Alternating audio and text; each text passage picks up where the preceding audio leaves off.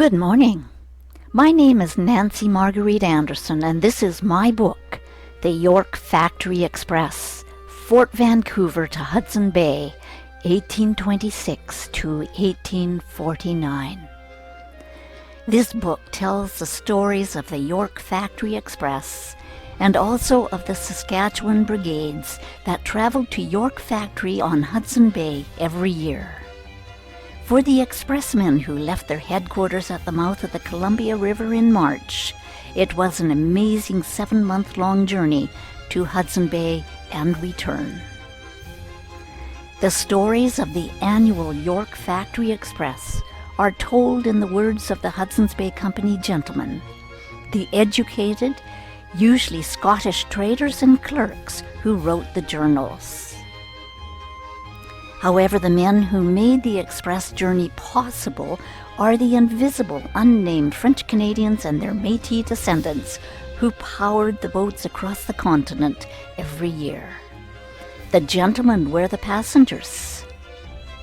The Canadians, Orkney men, the Iroquois, and their Métis children and grandchildren did all the heavy work and were almost entirely responsible for the success of the 5,400-mile-long journey. But their history was oral. If the gentlemen had not preserved the stories the voyageurs told them, we would not know this history today. The York Factory Express journey to Hudson Bay and its return as the Columbia Express was unique to the Hudson's Bay Company's fur trade west of the Rocky Mountains after 1826. The earlier Northwest Company ran canoe brigades across the country from Lachine to Columbia River, but the HBC's York Factory Express was a different animal altogether.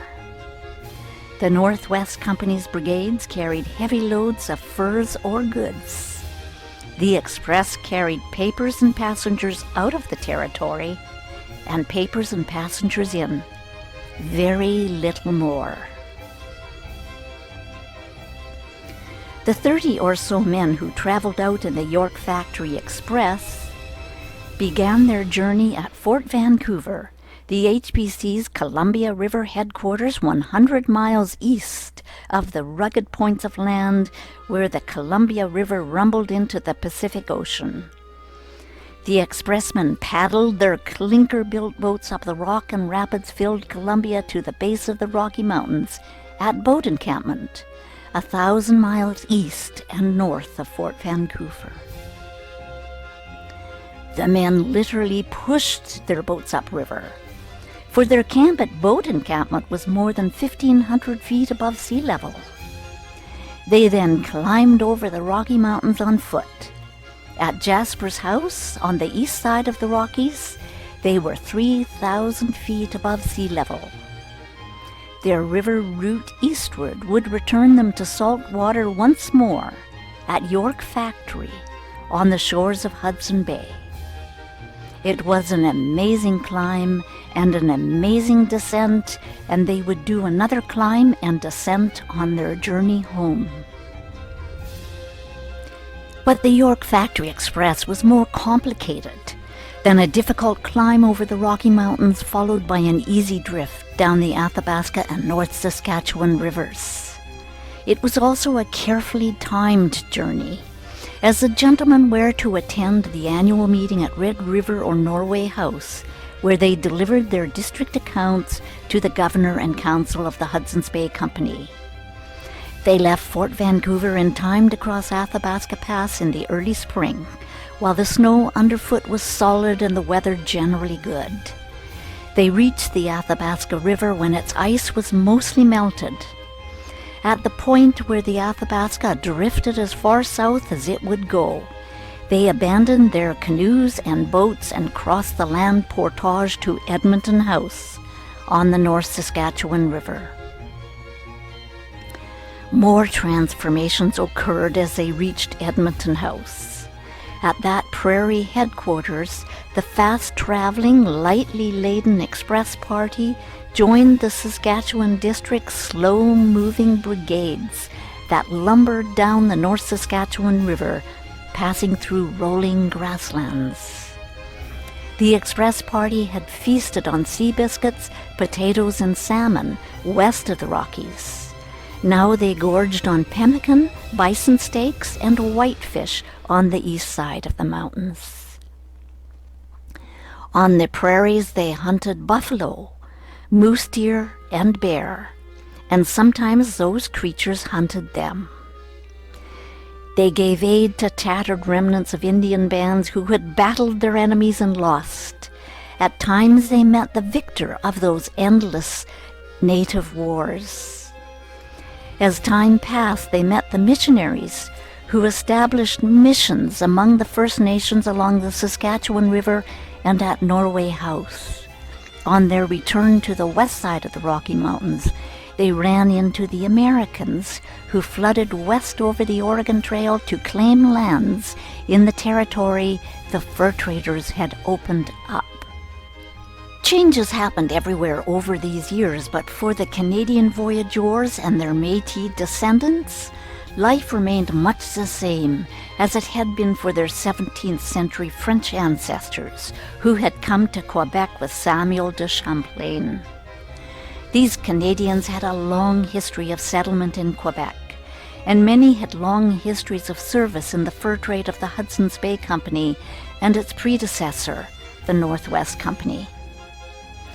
The Canadians also had a long history of getting along with the First Nations who lived in villages close to their own in Quebec. They were historically a warm, amiable people who called each other friends, brothers, and cousins.